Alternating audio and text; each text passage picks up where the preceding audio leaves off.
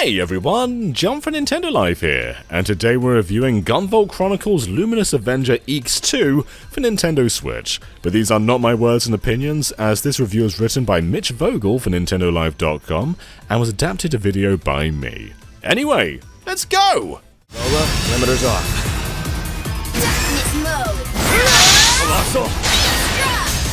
That was awesome! We really... A couple years ago, Inti Creates put out Gunvolt Chronicles Luminous Avenger X, an interesting spin-off featuring one of the most popular characters from the Azure Striker Gunvolt series. It may have been on the short side, but Copen's inaugural adventure in a starring role showed that his unique take on the series' gameplay could stand on its own when given the chance. Now, while we're still waiting for Gunvolt 3, we have Gunvolt Chronicles Luminous Avenger X2 to help tide us over.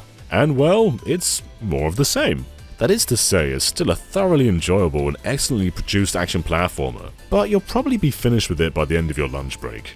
The story of X2 picks up shortly after its predecessor's ending, but during his research, a wormhole opens that transports Copen and his crew to a mysterious sandy wasteland in another world. After meeting a seemingly friendly worker named Null, Copen and the gang make their way to the Grave Pillar, a towering steel structure in the desert that allegedly holds the secret to restoring life to this strange world.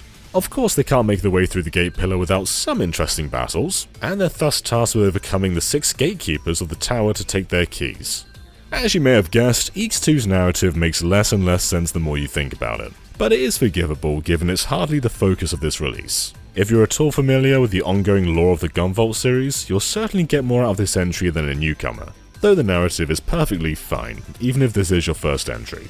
But one interesting new development here is the inclusion of a proper English dub.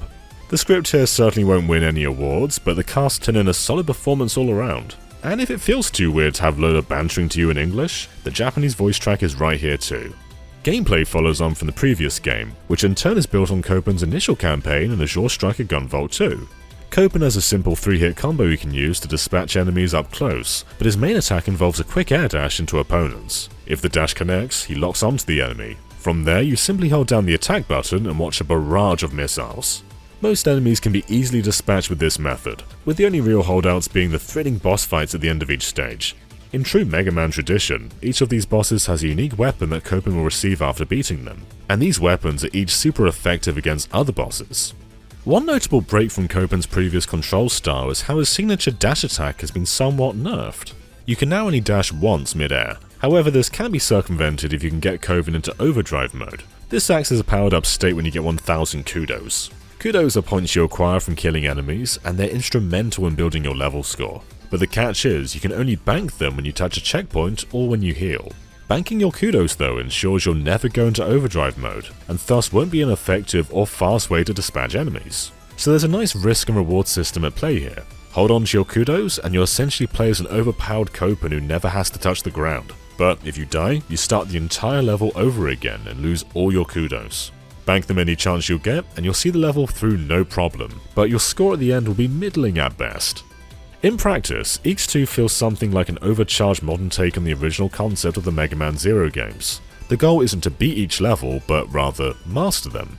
You're given a rank at the end of each stage, and based on your speed and effectiveness, getting that coveted X rank can take quite a bit of memorization, skill, and challenge to pull off. In this way, X2 proves itself to be an addictive and highly replayable experience, as repeat attempts slowly reveal how precisely laid out the game is, every enemy, wall, and platform. In many respects, you can say that X2 is somewhat like a rhythm game. It dares you to pull off the perfect performance through careful play. If your skills are rusty and you need a little help getting through levels, there's a helpful upgrade system in place to make things a bit easier over time. Not only does Copen level up every few kills, granting him extra health and SP for his special weapons, but there's a full list of unlockable skills you can grab using currency dropped from enemies. These do things like shoring up Copen's defense abilities, or allowing him to lock onto enemies with just a ground dash. And while none of them make you overpowered, some of these abilities can be what separates a normal run from an X run. But perhaps the biggest sticking point to X2 is the length.